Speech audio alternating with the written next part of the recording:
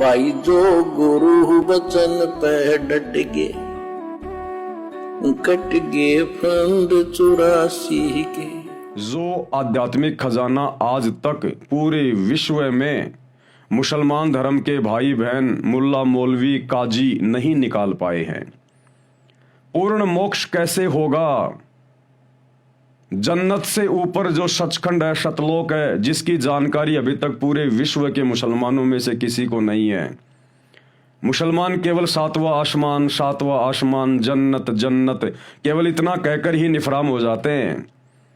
सातवां आसमान जिसकी बात मुसलमान धर्म करता है उसे स्वर्ग कहते हैं, स्वर्ग, जन्नत। और वो तो नरक के जैसा ही है, नरक के जैसा ही। स्वर्ग जाने के बाद, जन्नत में जाने के बाद फिर से इस आत्मा को, इस जीव को अपने कर्म भोगने के लिए पृथ्वी पर आना पड़ता है। 84 लाख योनियों में पशु पक्षी बनकर असहनीय कष्ट भोगना पड़ता है।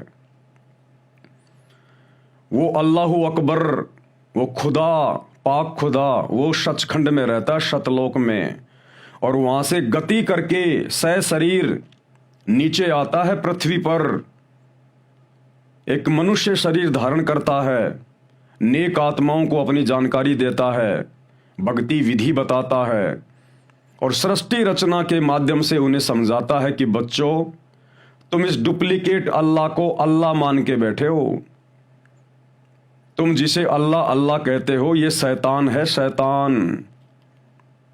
और इसने बहुत बड़ी गलती की थी सतलोक में, सचखंड में, जहां पर तुम्हारे परमेश्वर का सिंहासन है, तकत है, जहां तुम्हारा अल्लाह सह शरीर साकार मानव सदृश्य रूप में विराजमान है, जिसके शरीर के एक बाल में 1 करोड़ चंद्रमा, 1 करोड़ सूर्य मिला दिए जाएं, इससे भी कहीं ज्यादा चमक है, रोशनी है। पूरी बॉडी पर 3.5 करोड़ बाल हैं। इस शैतान ने वहां पर एक गलती की थी।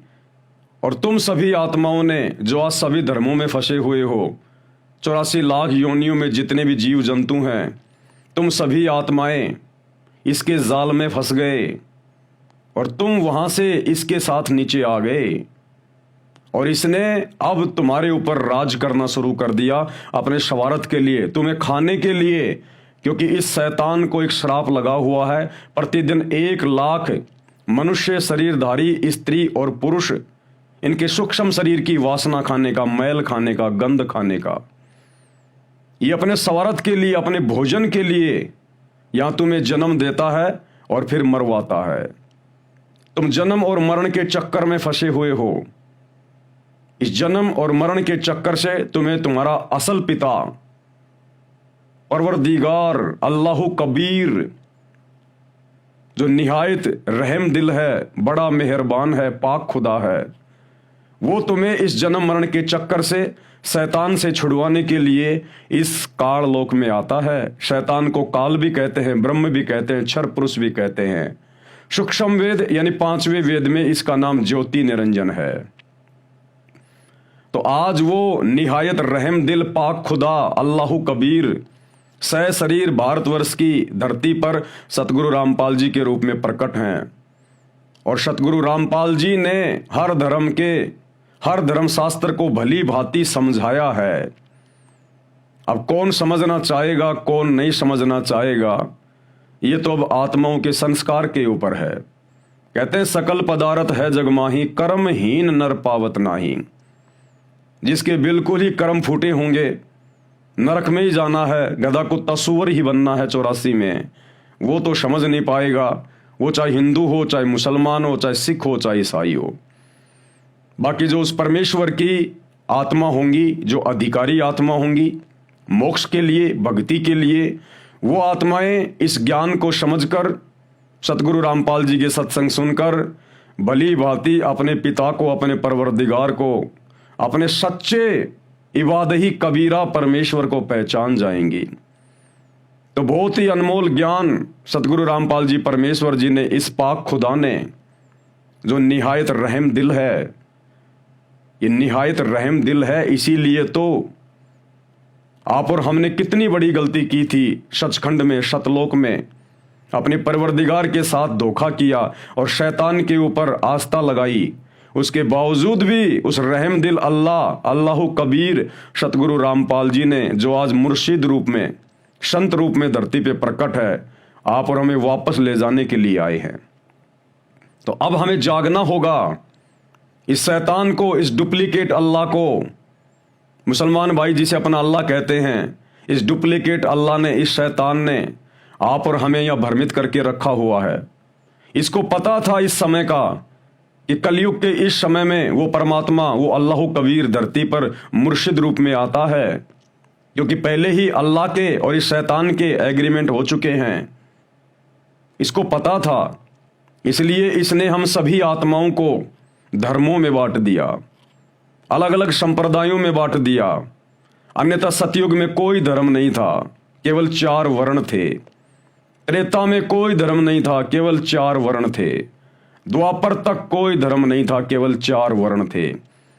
इस कलयुग में जो लगभग 5,500 साल से शुरू हुआ है और लगभग 3,000 साल के इधर इधर इस शैतान ने, इस डुप्लीकेट अल्लाह ने, इस काल ने हम सभी परमेश्वर की आत्माओं को धर्मों में बांट दिया, ताकि जब वो परवरदिगार, वो अल्लाह धरती पर आए मुर्शिद रूप में, संत रूप में, तो कोई भी उसकी बात को ना सुने और अपने अपने धर्म को, अपने अपने देवी देवताओं को सर्वश्रेष्ठ मानकर उसी घटिया साधना में उलझे रहें और इस काल के चक्कर में फंसे रहें। लेकिन वो परमेश्वर, वो अल्लाह कबीर जिस मकसद से पृथ्वी पर आते हैं, अपने मकसद को वो जरूर पूरा करते हैं। तो आने वाले समय में युग परिवर्तन 2028 के आसपास ये पूरी दुनिया इस अल्लाह कबीर सतगुरु रामपाल जी को जानेगी, पहचानेगी।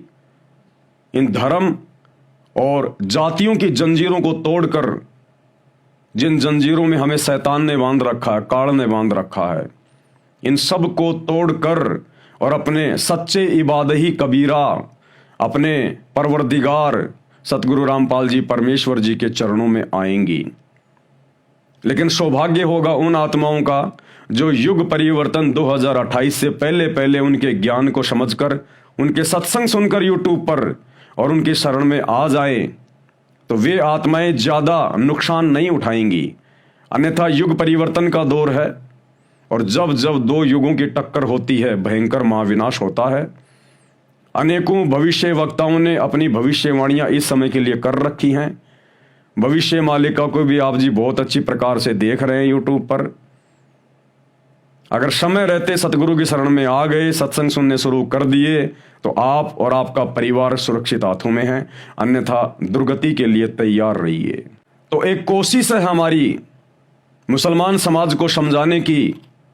वैसे तो सतगुरु रामपाल जी परमेश्वर जी ने अपने कर कमल से इस पुस्तक को लिख दिया है, लेकिन उसके बावजूद हमारा यह कर्तव्य बनता है कि हम ये संदेशा मुसलमान समाज तक पहुंचाएं और उनको हम दावत दें कि ऐ पूरी दुनिया के मुसलमानों, तुम्हारा सच्चा इबादही कबीरा ओरिजिनल खुदा धरती पर मुर्शिद संत रूप में सतगुरु रामपाल जी के रूप में प्रकट हैं।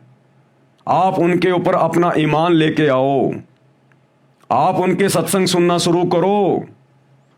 वर्तमान में पूरे विश्व का मुसलमान जिसे अल्लाह समझकर इबादत कर रहा है, वो शैतान है, शैतान। हजरत मोहम्मद के ऊपर कुरान शरीफ उस अल्लाह कबीर इबादही कबीरा ने नाजिल नहीं की, बल्कि शैतान ने नाजिल की। शैतान ने, हिंदू धर्म में जिसको काल कहा जाता है। इस शैतान के षड्यंत्र से निकलिए और अपने सच्चे परवरदिगार सतगुरु रामपाल जी परमेश्वर जी के ऊपर ईमान लाइए। हम सभी सतगुरु रामपाल जी परमेश्वर जी के फॉलोवर आप लोगों को दावत देते हैं, आप अपने सच्चे परवरदिगार पर ईमान लेके आइए।